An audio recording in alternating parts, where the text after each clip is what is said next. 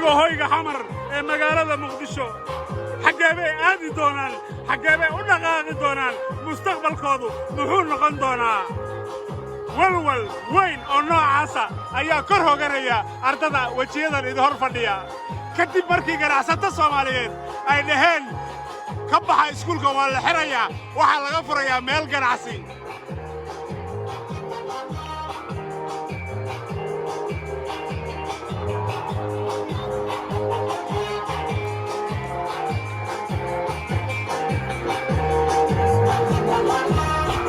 xagee aadi doonaan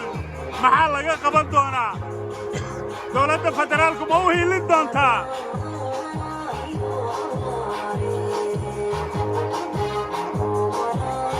waxaan madaxweyne farmaajo iyo wasaaradda waxbarashada ugu baaqaynaa in la badbaadiyo mustaqbalka wejiyada saaka idin hor fadhiya in la badbaadiyo mustaqbalka ardayda Soomaaliyeed in laga qabto qaarigacsatada hawlaysatada oo doonaysa inay meeshaan ka furto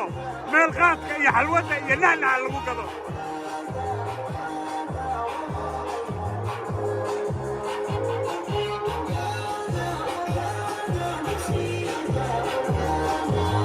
أبو كرعوالة هاي حمر مقدشو